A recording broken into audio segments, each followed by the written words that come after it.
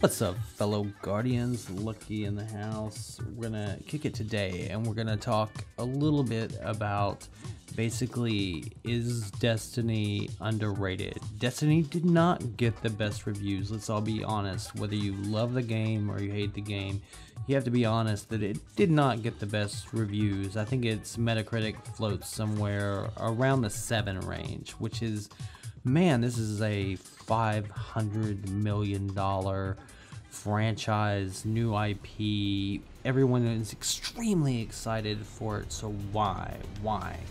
And were the critics fair? I mean, I know Angry Joe ripped it. I mean, just about every publication ripped it for various reasons, and it just got torn apart.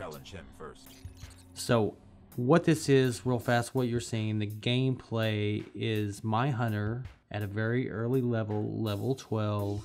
Basically, this is a moon mission, the Sword of Crota, which is absolutely one of the best story missions that there were in the game.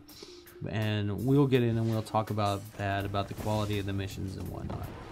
So just come right out from the chase. I think the answer to the question, is Destiny overrated? I think that is a yes and a no question. But first, I feel like it's fair to give it a review, basically. And I'm gonna look at all aspects of gameplay, because this is a video game first and foremost, and it should be judged on being a video game. Is it fun to play? I mean, is it fun? I mean, is it absolutely fun?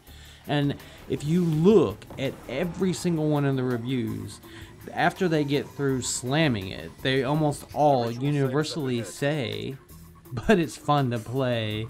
And I just can't stop playing it because it's freaking, I mean, it's fucking fun. It's fucking fun. Everybody admits it. Everybody admits it, despite all its flaws. But needless to say, I feel like too much weight is given story these days. But let me get into my review. We've got a few minutes to talk about this. Right now, I have to kill these 3 princes. This is the first of the prince, and then it will lead me to more. So let's talk visual presentation. Visual presentation is phenomenal. Like, the next gen level visual presentation is fantastic. The art design is phenomenal. The moon looks great. Venus looks great. Mars, like Earth, all these places you go, they look phenomenal. There are so many times in this game where you just have to stop and just go, wow, that's fucking beautiful. Oh my gosh. And it is credible. The lighting is top notch. I feel like the animations are pretty solid as well. And I mean, it's fun. The audio presentation, it has a really excellent, strong mix. I mean, it's very good stereo mix, and it's got surround, and so it's a really solid mix, and it feels fresh. I feel like, you know, one of the things I think that bothers a lot of people, and it's a fair complaint, is there's absolutely no options to adjust sound. Like, you can't lower the sound of the music and stuff, because it mixes everything, and they mix it exactly the way that they want you to hear it. And that's a fair complaint. But overall, I think the mix is really good. Some of the gun sounds are a bit unoriginal, which is a shame, because you hear gun sounds over and over and over again. But the soundtrack is top notch. So really, if I was gonna rate visual, I would definitely give it a 10. And if I was gonna rate the audio, I would probably give it an 8 to 9 out of 10. Now let's talk about the voiceover work. I'm gonna kind of separate that stuff out. The voiceover work is not all that it's cracked up to be. I mean, one, The bigger problem I think in here lies is that most of the talking and the dialogue comes from your ghost, which is performed by Peter Dinklage from Game of Thrones. And he really phones it in. I mean, it's really not his best work. Now, like, everybody else is like great. It's like grade A. But there's so little of them that you just can't judge them. I mean, you pretty much have to judge the whole game on Peter Dinklage, who is playing a robot which has minimal personality. And that's a fault of the script writing more than it is the voiceover. But I gotta knock it a little bit there. So, and he phoned it in some, but he shouldn't be carrying the weight of the whole story. But I'll probably give it. I think it would be fair to give this a 6. Now AI. I don't know if some of you played the beta and did not play the final game, or you just haven't played the final game or any of it at all whatsoever. But the AI is really smart, and I think for the most part they're great. I mean, I think the boss battles are fantastic. This game has some fantastic boss battles in them. The bosses are a little bit bullet sponges, but they each have their own kind of unique characteristic to them about how they attack and don't. So aside from the fact that they're bullet sponges, which isn't a terrible thing, I mean, there's much worse sins in gaming. They're fun. I think the boss battles are pretty fucking kick-ass. I mean, in general, the AI is fairly smart. When you snipe at them from a long distance, they know they take cover and they won't come out from a cover. I mean, that's smart. And they know when you're reloading, they press. So I'd say in general the AI is pretty smart, and I would give it a 9. As far as social matchmaking and co-op, I mean, this game is, I mean, it's a 9 again. Easily, because it's so fun to play. It's so fun to join your friends. You just hop on, you see what your friends are doing. Most of the time you can join them. I would say that there's a few problems in that. I'd say the biggest drawback would be, one, if people are on patrol, you can only have a fire team of 3, which really you probably want more. And I think that kind of sucks, but I mean, small potatoes. And then 2, I think they erred on the side of caution as far as how you talk to people, because now, unless someone's on your fire team, basically unless you invite somebody to your lobby or fire team, basically you can't talk to them. So you run into these people in the world and you have to go to so many steps to like chat with them. Like, even in PvP, you're in a lobby, you're on a team together, you don't chat. I mean, you have to go to extra steps to do that.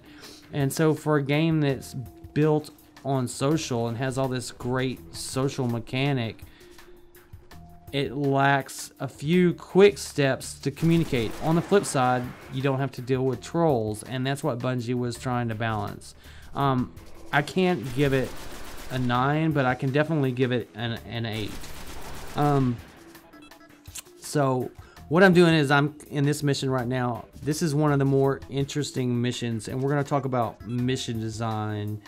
And here I actually come in, I grab this sword, it changes the gameplay mechanic, and I'm able to fucking go to town on these hordes, and it's freaking awesome. But the problem is the mission design outside of this, the raid, which you can't play until much later, and a couple of strikes. I have a couple other missions, but the vast majority of the content, the missions, and the things that you do are so simple. Mission design in this game is horrible and very bad.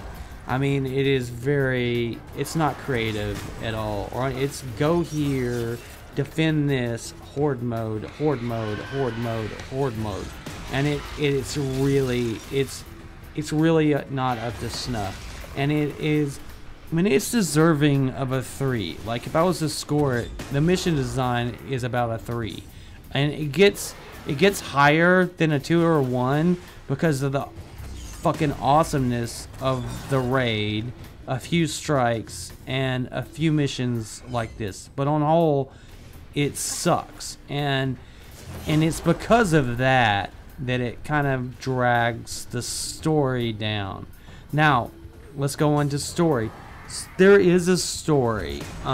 They took a very piecemeal approach to storytelling. So, like, I don't know if anybody's like Lord of the Ring fans or Hobbit fans, but Tolkien wrote these things called the appendices, which are lots of like different short stories and stuff that you kind of like have to piece together to get like a sense of the lore that is Middle Earth. And so this is kind of the approach that Bungie took with this. A lot of like the first half of the game has nothing to do with the story. It's just like building this lore and this world and this universe, and there's these lots of little bitty short stories, and you just kind of got to piece them all together. And it starts story threads and never fucking finishes them, and never wraps them up. It leaves lots of unanswered questions, and puts a lot of content into this stuff called grimoire cards, where you have to go to Bungie's fucking site to like read this great mythology that they wrote, which makes no fucking sense. Because, I mean, just write a fucking web service to pull this shit in. It makes no sense. This is fucking 2014. Fucking baby cakes development houses write web services that do this shit every fucking day. So, I don't fucking get it. But, neither here nor there. Mission design, I gave it a 3. And then story, there is a story that picks up about halfway through and then it's over relatively quickly, and that story is interesting, and the lore that you do get is interesting. So on the whole, I think I can't give it a 3 because it's got a lot of potential, but it's a 6. And see, that's just it. The story is a 6. So people rated the fucking game a 6. And that's bullshit, because let's talk about mechanics. The fucking thing is fun. The gunplay is fun. It's a blast. It's a blast playing with your friends. It's a blast leveling up. It's wildly addictive. You want to keep leveling and leveling and leveling, and you just can't stop playing. And there are 4 huge areas for you to play in. You know, there's like 30 missions, 30 story missions. Hang on a second, I got it. There is 10 maps. There is 5 strikes, 5 PvP competitive game modes, at least 32 story missions, and then the raid. And these, man, that's a fucking lot of shit. And the gameplay is fun, and the visual is amazing, and the sound is amazing, and the AI is smart, and the social is good. So there's so many more things that are positive than negative. So in the end, I feel like the ratings were unfair. I feel like Destiny is underrated. You guys, let me know what you think. I hope you enjoyed the gameplay. This is Lucky signing out. Peace.